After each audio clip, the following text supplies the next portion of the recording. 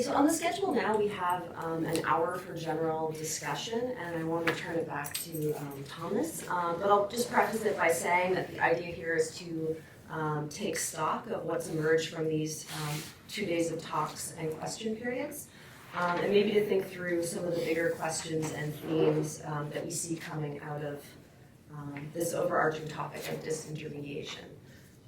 So what's useful here, what do we take away from these kind of variety of approaches and presentations and subject matter, and what lingering questions do we have at this stage? Yeah, thank you, exactly. So let's take a step back to put you in the mood.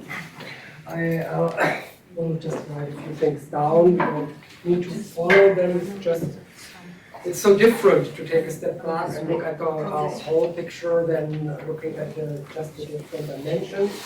So our topic, what was it? Medicine without doctors. I think it should be said medicine without healers. Because if you switch the doctor to a nurse practitioner... You do that in a minute. You are already in the mood to discuss. Very good. So we have medicine, we have doctors, and then we used this, intermediation, and we can visualize that as, maybe here's the doc. No, it's the patient actually on this side. So we have a patient, we have a doctor, and we have medicine.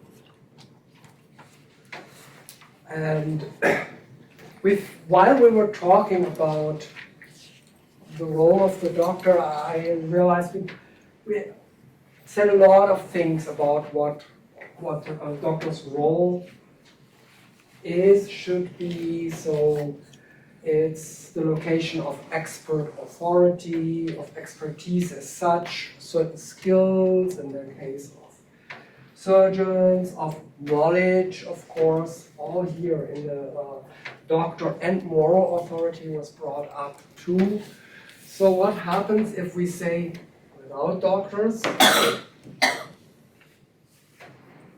What happens to the patient, medicine? So the idea is, if we phrase it like this, patients have direct access to what I now call medicine for all purposes. So what does that do to the patient? When we discussed that with different examples. So one of the things that's kind of implicit in disintermediation, it's as Jeremy Green said, it's a positively loaded word. You take the middleman out, that's good. You get better access. So the idea is maybe empowerment. But it's an open question, so I put a question mark.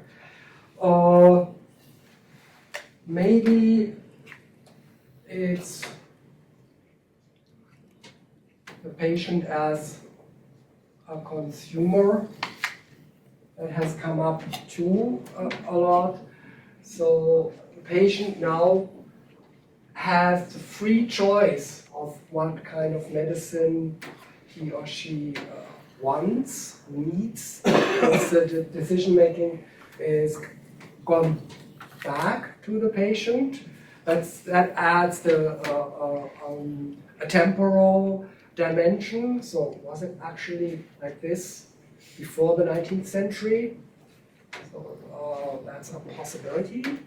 We're just going back to a model where the doctor is cut out. But is the doctor really cut out? Or is it just a different role? So we can couch that in the language of partnership, or there are different ways of doing that. But if we go for patient-consumer, I said before, it struck me how much we went into that direction actually in the discussion, because there was a lot of advertising being shown, a lot of ads, we talked a lot about basically about buying, choosing the right product, and that it's the patient who's now in that position to choose the right product. It's a way of seeing it. Maybe that way of seeing it is culture dependent. Might be dependent on where you are, whether you are in North America, as we're now, where it looks like the natural thing to do. Maybe it's different already in some European countries or in Asia or Africa or wherever. So that's maybe an open question, the patient-consumer, which as much as empowerment. So those are topics that we could discuss now, but we could also think of working on them in the future. For example, in the next workshop, patient-consumer could be a possibility. Then all of that was often connected to technology. For example, in the last talk and in between, technology could even mean just diaries, what we call paper technology. Yes? Yes, it's a real-time process because the patient can access to medicine whenever he wants also. It's a real-time process. In real time, yeah. That's the question. And so technology, and when we talk about technology, what I noticed is there was this idea of inevitability that was around somehow. This will happen. It's not us who decide because the technology will develop. So that's another question. Ability.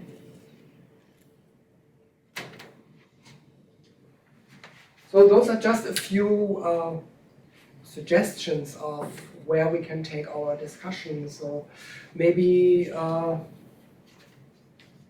you can pick one or several of these, and just from the perspective of the whole workshop, what we've learned, where we want to go with this, what could be future interesting questions in that direction. Like what happens to the doctor? Where is the doctor going in all this? Are they becoming technicians or? So if the doctor is not the doctor anymore in the traditional role, where does she or he go? Maybe the role becomes a different one. As I said, maybe there won't be a doctor anymore because you do all of it through technology. So I invite you to discuss these things while I go back to my chair. How does it work exactly? If you look, for example, at the recent ads regarding biologic treatments, CNN, as you gather, obviously CNN is my favorite station. CNN is loaded with this. Everything from different immunologic diseases, there is treatment for cancer, which are shot off into the population. And of course, at the end, it says, please discuss it with your doctor. So you're now taking the doctor out. How does the consumer decide without... Patient. Oh, It's a big difference. patient.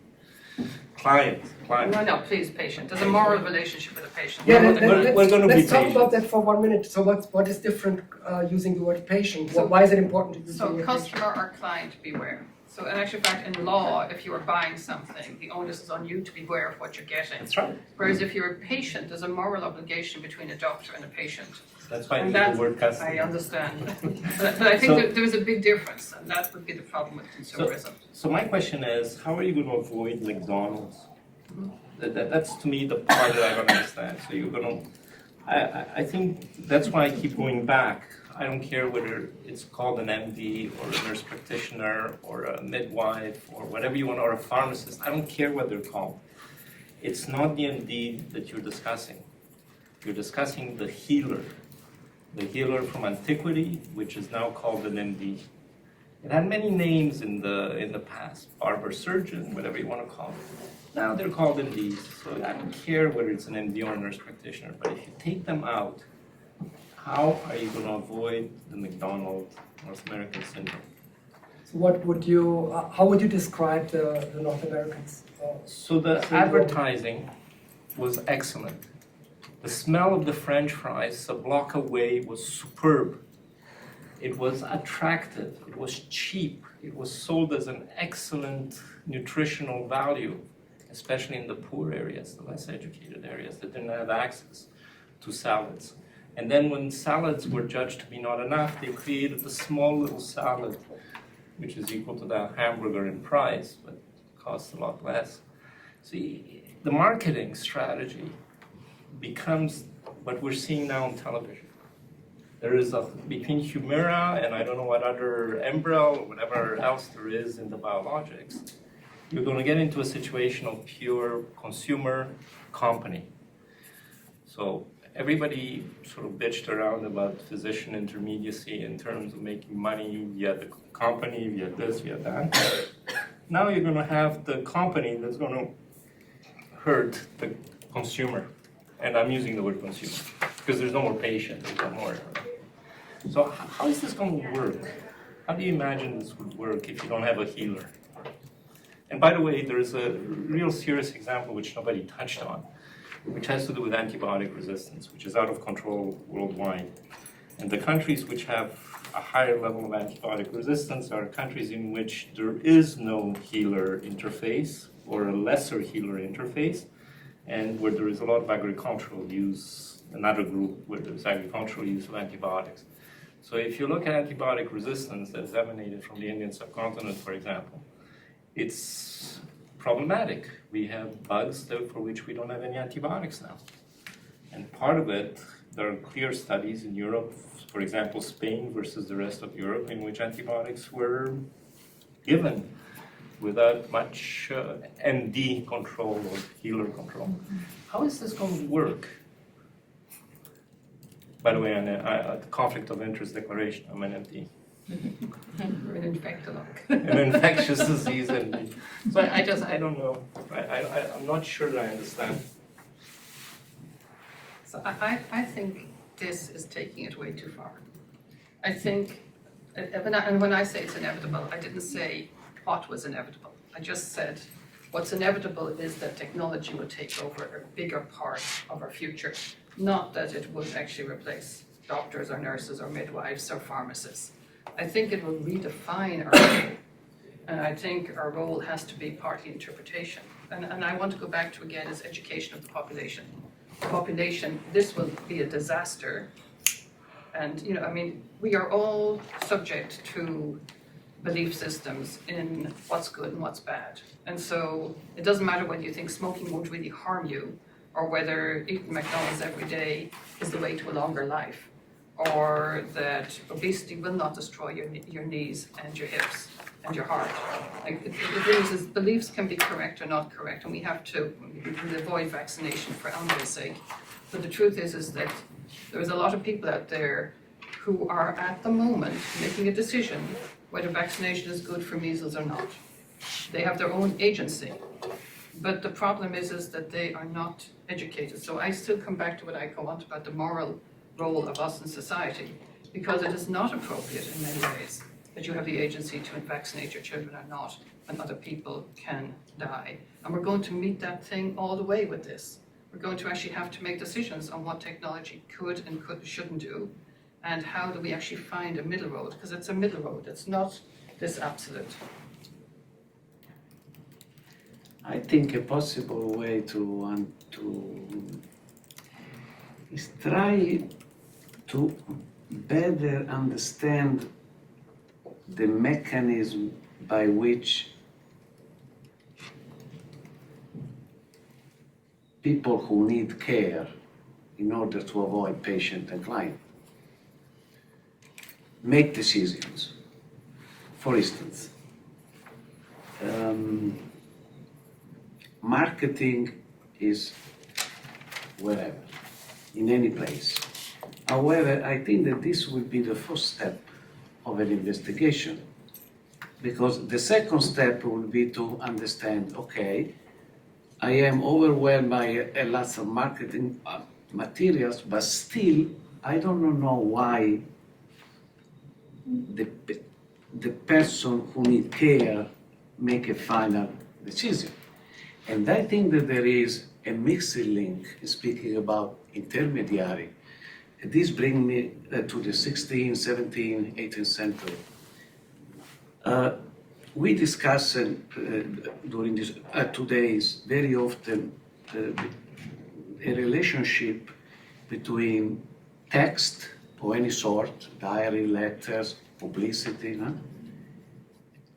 and the person who receives this material, images and text. But there is another component, I think, very important in real tangible life, that is the oral aspect. Decisions are made also because patients,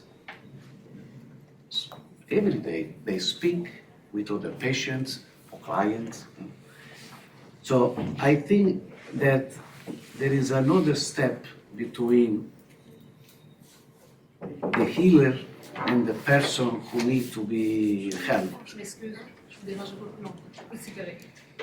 Instead of focusing perhaps too much on network or technologies, there is also another very ubiquitous network, that is the network on the ground of people who simply speak. And perhaps in paying more attention to the orality. In fact, I'm very happy to say that now history of medicine is more and more close to oral history. And the two disciplines, especially during the past 5-6 years, are gaining lots of information about the specificity of the decision. This is what I think. I keep coming back to HIV because I think it's an incredible model of collaboration between patient and healer, and here I'm using patient. And I think this all or none removal of the healer, I think it's going to be very difficult. However, the collaboration that already existed, and I actually wanted to show you the CATI website, the Canadian AIDS website, which got converted into HIV and hepatitis C later on and so on. It's a gorgeous model of collaboration. And if you're going to have a session on this patient-consumer issue, I would invite somebody from CATI, absolutely, to describe a little bit the history of the book is also, and the band played on, is another book which describes the evolution of how HIV was handled at the beginning, and then when you compare it to how it was handled afterwards. So I think the removing of the healer, you cannot just remove the MD because it gets replaced with something else. It's going to be another person that's in there. But if you remove the healer, I think it's going to be difficult. And I do believe the technology will achieve this.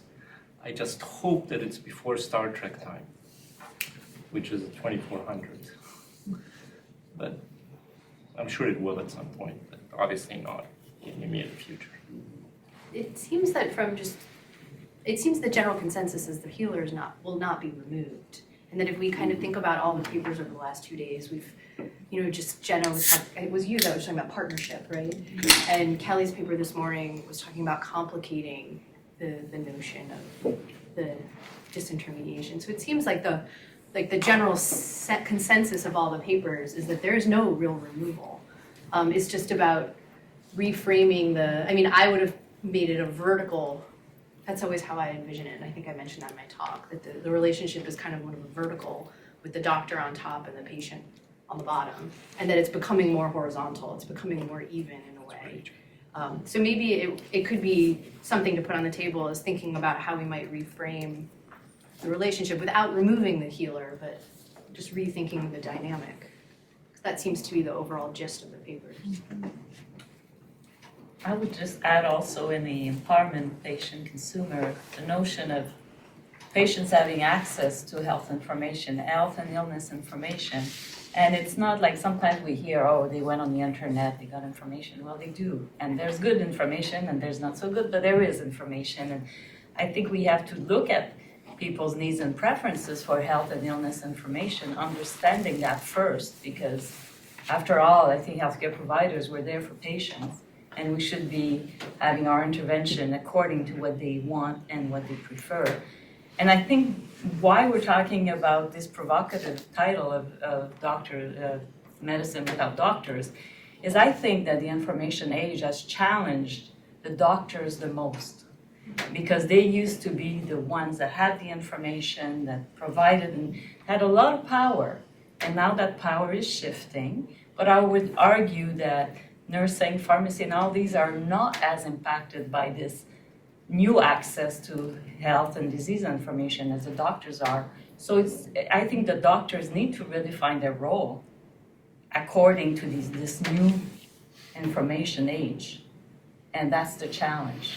Because nurses will always care and be caregivers to patients that are sick or put them in the best environment to heal.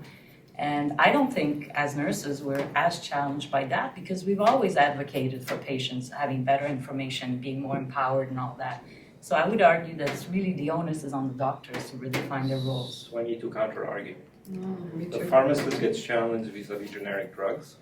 Mm-hmm. If the person is educated, he'll say, I read that this particular replacement is not as effective as that one. The nurse will be challenged about washing her hands before touching the patient. How come that the blood pressure cuff is like this versus like that? I think you will find challenging at all levels of healthcare. Even social workers are challenged if a child dies in the community because of the fact that something didn't go right. So I think that the challenge to healthcare is across the board. It's not just physicians. I think everybody's getting challenged. I think I said that I think it's the physicians that are most challenged by this, because there was so much onus on them to have the diagnosis and the information and the drugs to prescribe. There's a lot of pressure, I think, but. Well, because I think it's helpful to frame it as being about power. I mean, the going back to, not to make it about me, but going back to my paper, when I was offering the kind of pre-modern version of this, usually the way historians talk about that is they use the word patient power. And that's why I was just talking about making it more of a vertical to kind of indicate the power dynamic. And I think, I see what you're saying, because there is a hierarchy in medicine, and Totally. physicians are at the top, if we want to think of it that way. Nurses aren't usually put at the top.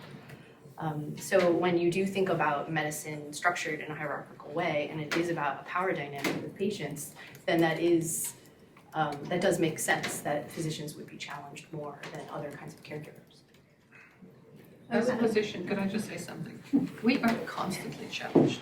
So for us to be challenged actually is quite easy, because almost every day, whether it's a colleague who tells us we're wrong, so we're more used to being in many ways challenged than other professions. I would say the really high-risk group here, I'm not saying we should change the way we are. I'm someone who's gone from lab medicine to internal medicine to palliative care, so I can traverse the entire sort of spectrum of types of care you give to people. But I actually think the pharmacists are going to be massively challenged. Why have a pharmacist? I'm not belittling them, but the point is, if someone's going to write a prescription, or you've gone online and now we give you a carte blanche to order what you want, you'll just go onto some machine that'll dispense it to you and give it to you.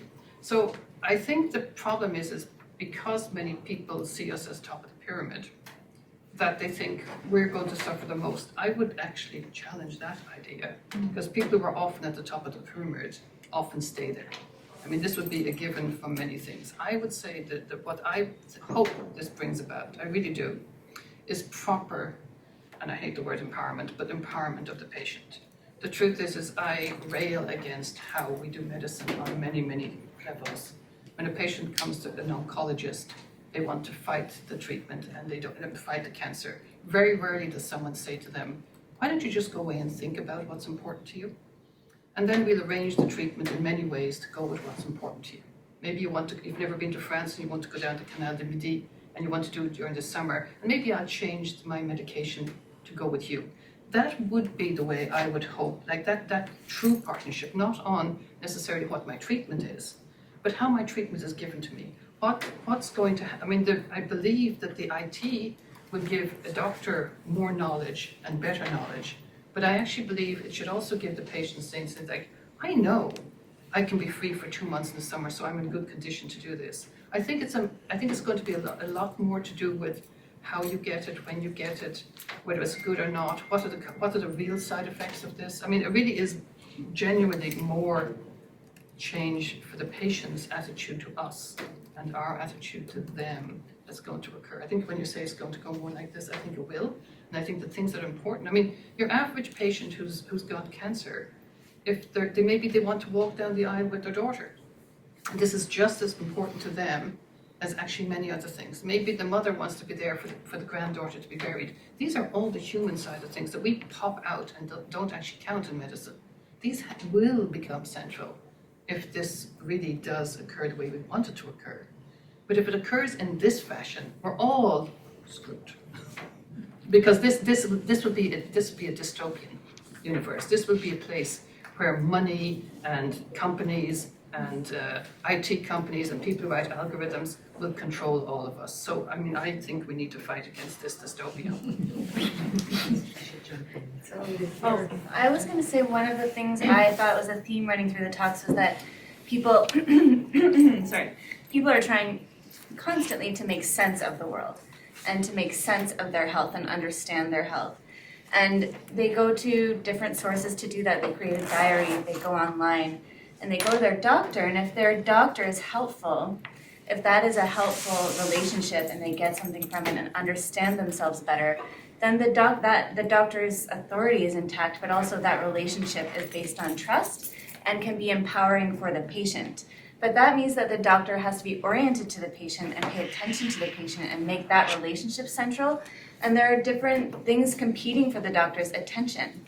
So, and I talked about how the industry is trying to do that. The industry is also competing for the attention of the consumer, as they would phrase it. So if you define yourself as a consumer and that's your orientation to your understanding of your health, then that is where you're going to go. But I think the doctor can be a far more, for lack of a better word, I'll say empowering again, source, because then there's a relationship, there's trust that is established, and you're more than just a consumer. So I think there's a possibility for really extensive disintermediation, but there's also a possibility that is a bit more hopeful for the doctor to shift in this particular context and play a really central role in helping to filter through all of that information that's coming at the consumer.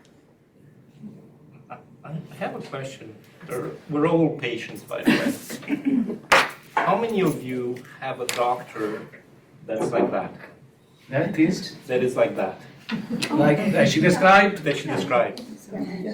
2 arms. But they do exist. So I think what has happened is you've had the physicians that have lost their healer competency. I think that's the problem personally.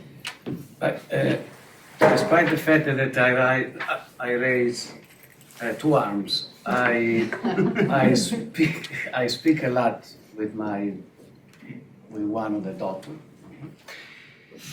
and once in a while I ask medical historical questions. No? He knows that I do waiting center, blah blah blah, and so I engage the doctor. And my experience tells me that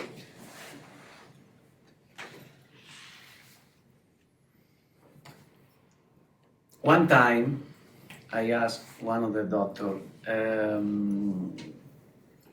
do you always discuss in the detail, the minutiae, no? Because I want to know the mechanism. And the doctor told me, Cosimo, not always. And I said, why, doctor? And the doctor said, well, I know my patients very well. And I know their possible reaction to the information. And therefore, when the doctor told me that, I took the opposite position and I posed a question to the doctors, even here. Would you prefer a patient who is fully knowledgeable, or would you prefer a patient who simply come and sit and say, okay, tell me the problem? Meaning, does a knowledgeable patient constitute a problem for a physician? No, it makes it easier. Ah, perfect. More interesting. Let me sure Jenna gets into here. I think to shift this a little bit, I'm just looking at this diagram and thinking about the patient.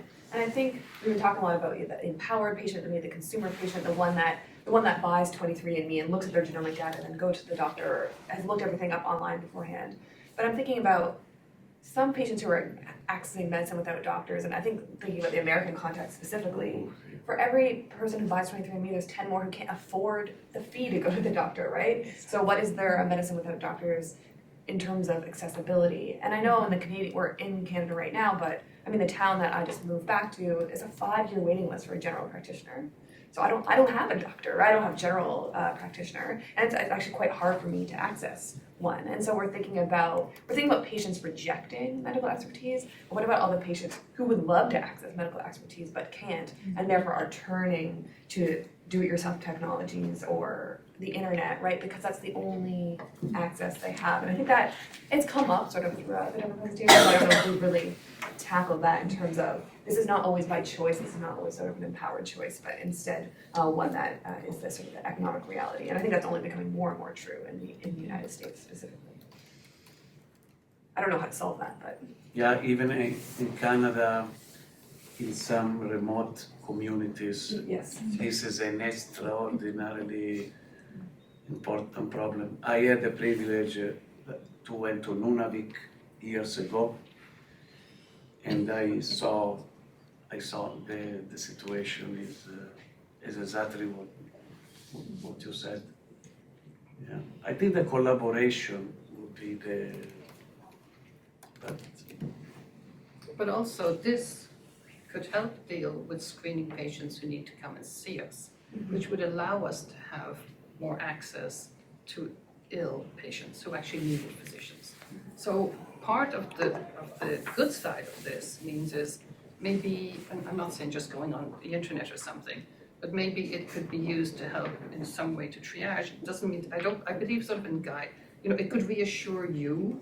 I remember that movie that Dr. Green showed. Remember he sort of said you put a little stethoscope here and it goes, I don't know whether it's going to work or not. But it was fascinating to me. So maybe there are upcoming technologies that would say, it's okay, you don't need to see anyone at the moment, or you need to see somebody fast. And even if that isn't 100% correct, at least it could allow you not to be going just because you normally come every 3 months. Yeah, but it's 811. Serious.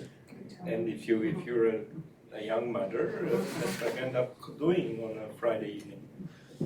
And there is a checklist, and go immediately to emerge, or see if there's fever another 2 days, and then call a pediatrician.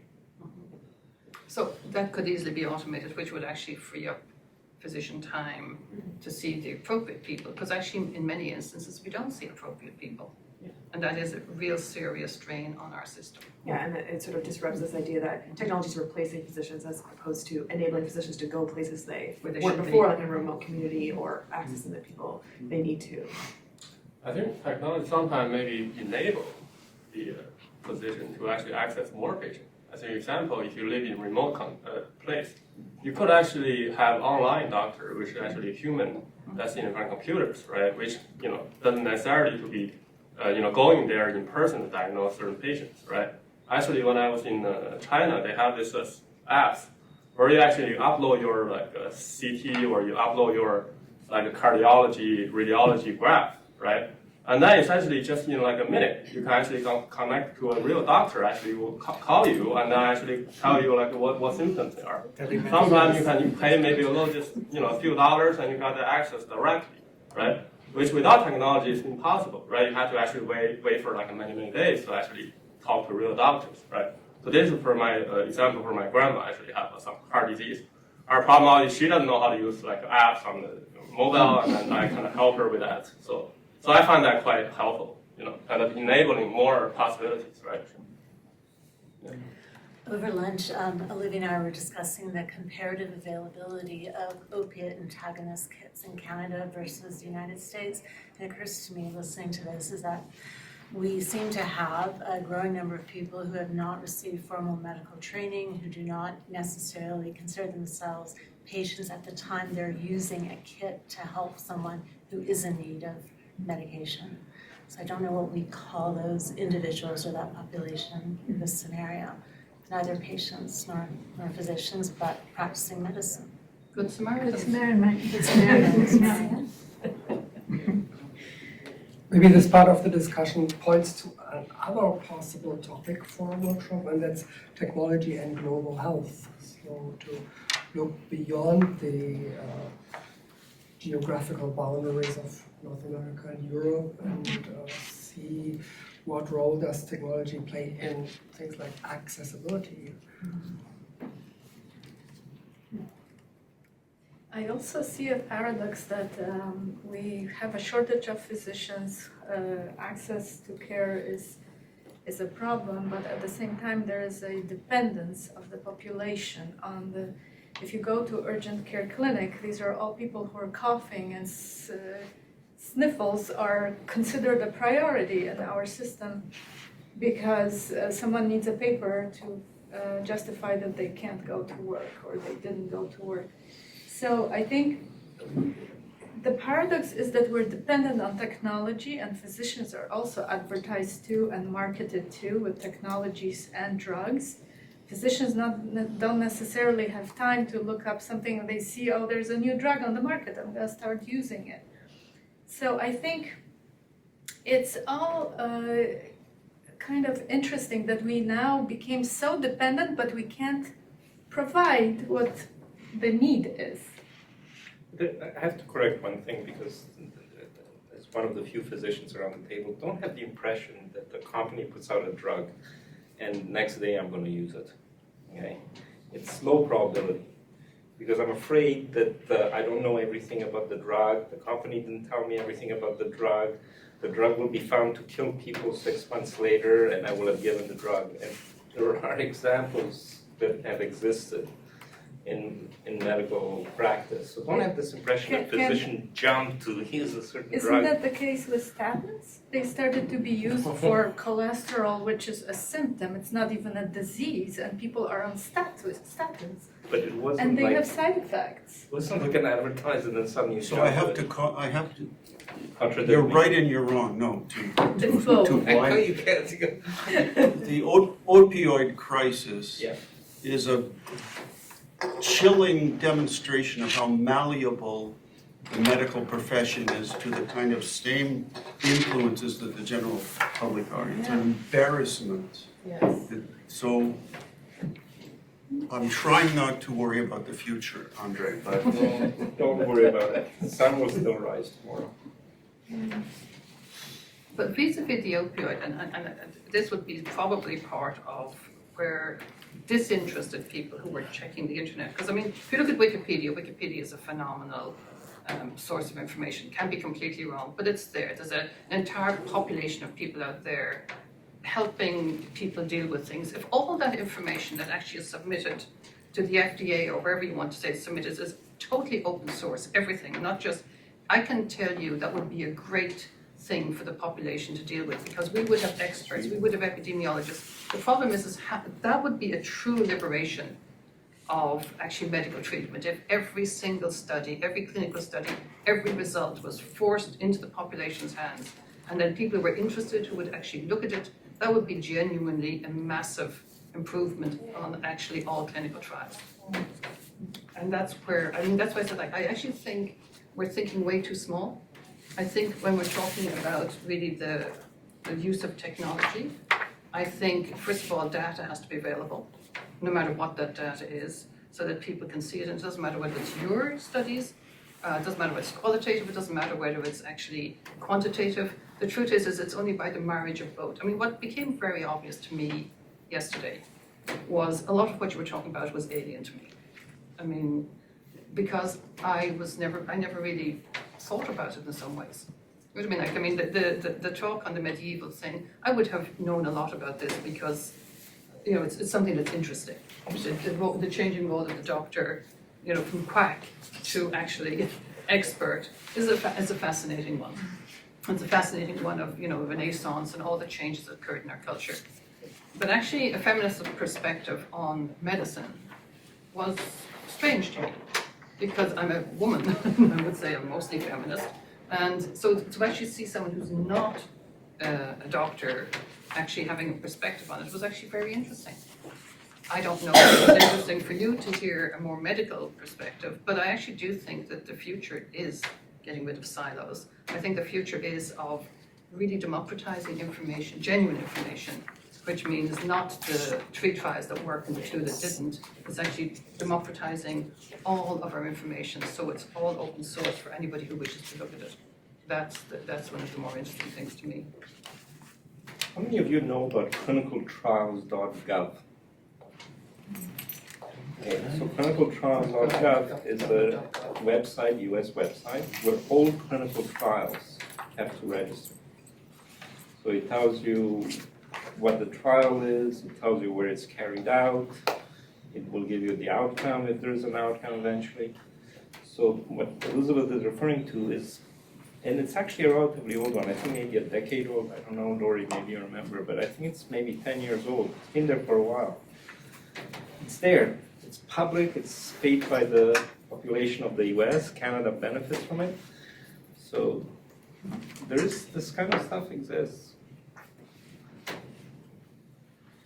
In response to you, Elizabeth, I keep thinking of that Go One Day New Yorker article that was referenced, which is definitely worth a read. And the problem that occurs with electronic medical records too often is the copy paste, in which you have this like amplification of reams of endless repetitive data with no reflection, with no channeling, interpretation, and no conclusion. And so the doctor opens up one of these EHRs and they're completely at sea. They have no context to be interpret, and it's almost in some of them actually spend hours sorting and organizing, summarizing, and putting a human kind of interpretation on it. But it's just like a small, like finger in the dike of this enormous, this barrage, this flood of data that's overwhelming and therefore in the end more harmful than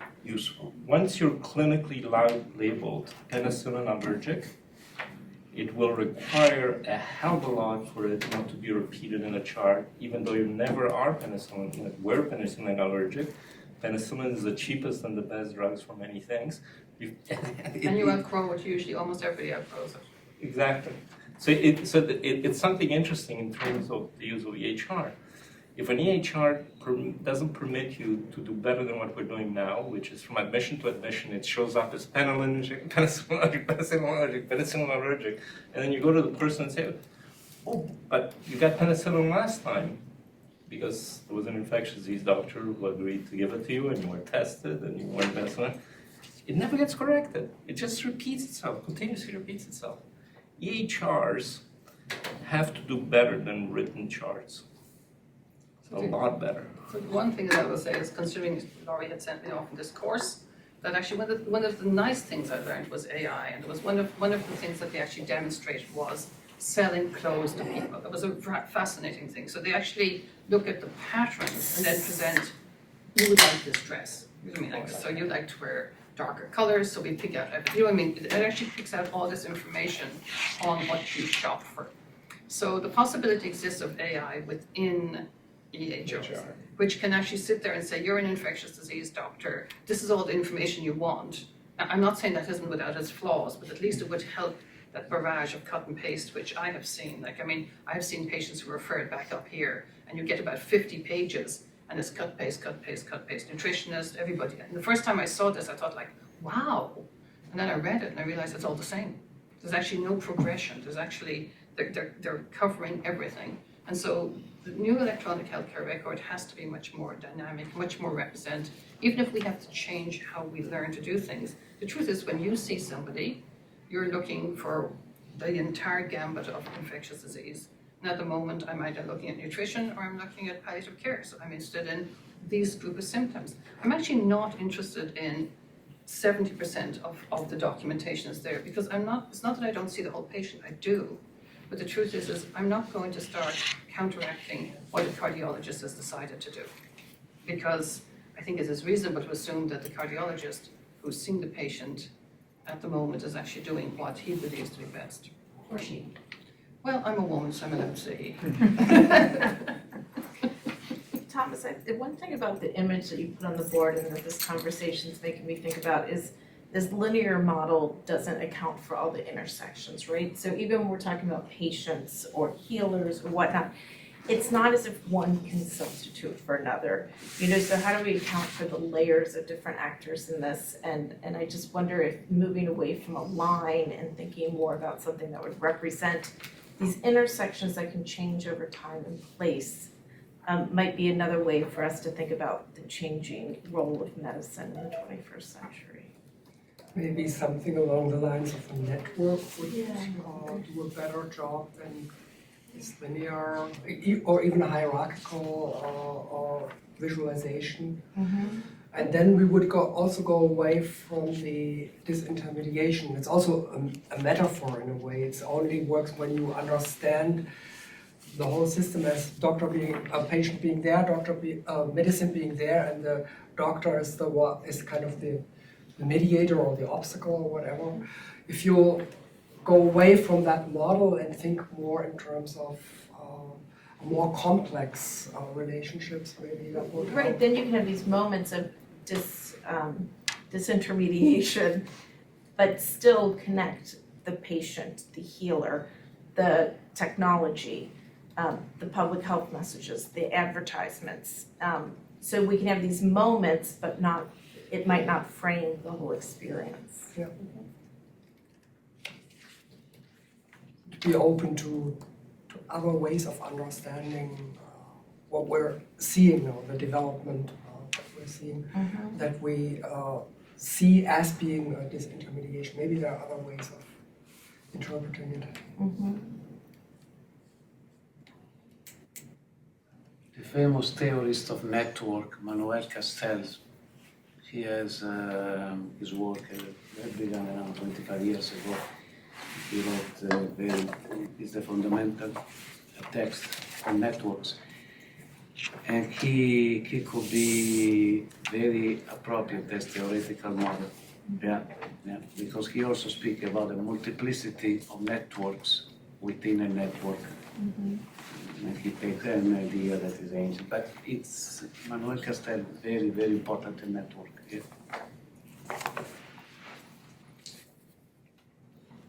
Sounds like everybody has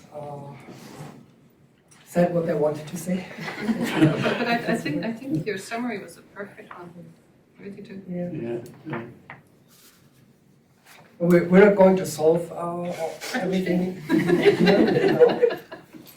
So I don't know if the organizers want to say a few final words, or I think in general we should sort of thank all of the panelists and chairs and organizers for today's event.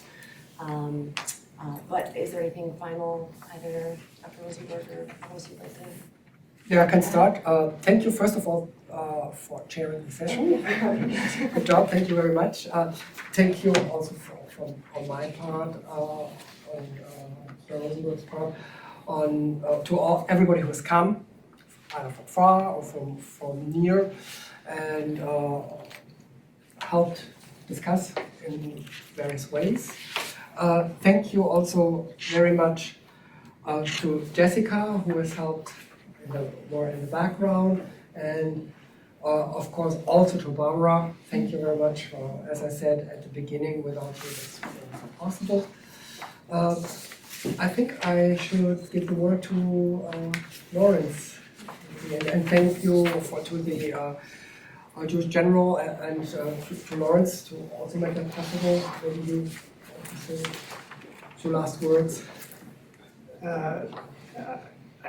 First of all, let me thank all of you for coming and participating, both the speakers and those who came to here and participate in the discussion. I think it was a very rich discussion. I think it was a very unique discussion. And I think we all are enriched by having been here over the last couple of days to participate. I could leave you with 2 or 3 thoughts which might at the end of the occasion put a bomb in the room, but I'll do that. So here's one interesting factoid, which I didn't hear anybody mention.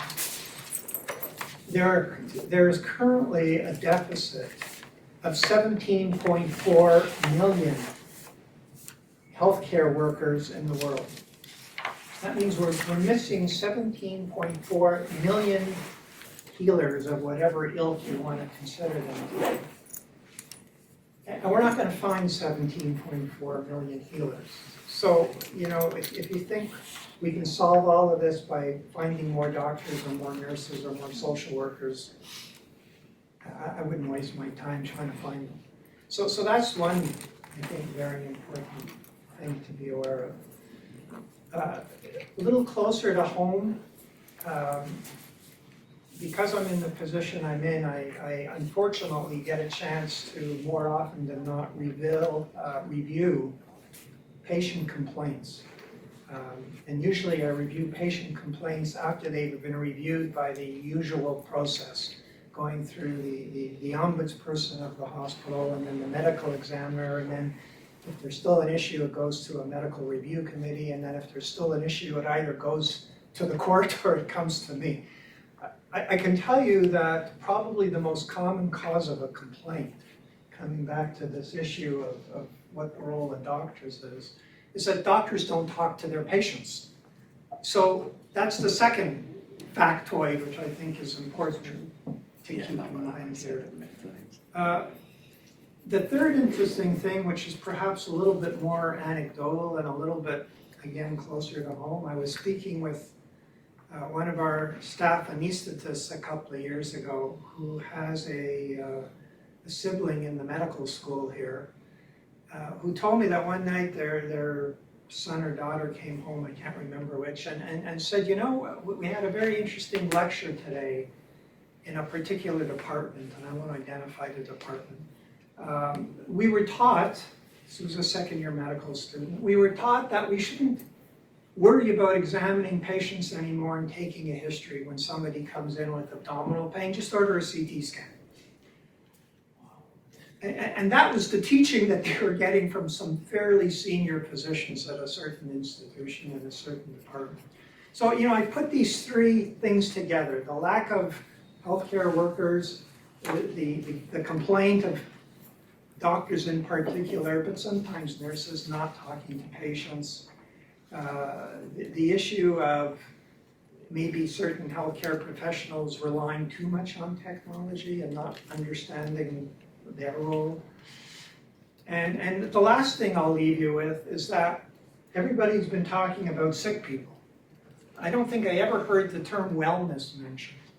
And you got to remember that what we're all suffering from today as clinicians are diseases of the 20th century, either because of poor diet, no exercise, poor understanding of pathophysiology.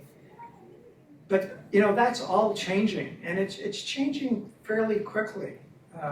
You know, the incidence of cardiac disease has been falling since the early 60s, reasons for which we don't understand, but it's true. The incidence of stomach cancer in North America is basically non-existent, where it was 30 or 40 years ago quite prominent. When I trained as a general surgeon, you know, I was taking out 2 or 3 or 4 stomachs a week because of ulcer disease. Today, ulcer disease isn't a disease, it's an inconvenience. And you know, I think that tells us something about where medicine is going and where disease is going. And I think as time goes on, the North American population and thereafter the rest of the world, not the third world, but Europe and other places, are going to be getting healthier. And we're gonna get healthier because I think we have a much better understanding of what it means to be healthy, remain healthy, get healthy. We have a much better understanding of nutrition. We have a much better understanding of pathophysiology. And I think genetics and genomics is going to play a very important role going forward, especially pharmacodynamics, pharmacogenetics and genomics. I mean, we're going to know a lot more over the next 10 years than we probably understood over the last 100 years. And I think that will translate into a much healthier population. And then the question really becomes, what's the role of doctors in a healthy population? I mean, it's well known that you don't need to go see your family physician every year for an annual checkup. That's a total waste of time, waste of money, and doesn't deliver any benefit to anybody except the physician who's billing for the visit. So, I mean, there's a lot of things to think about, a lot of which were brought up by our speakers, and some of which perhaps will be left for a future workshop. But So you you know, think these this, are my thoughts at the end of, so you think this wellness situation is going to be in our lifetime? pardon me, wellness in our life. Where you don't need a doctor anymore? Well, I mean, there's a lot of Please young promise me. people sitting around the table, a lot younger than us. I would think in their lifetime, they're going to see a healthy population. Maybe not in the next 10 years, but I would think in the next 20 years, for sure. I disagree. That's my delusion, I'm entitled to. Straight up. Thank you all very much.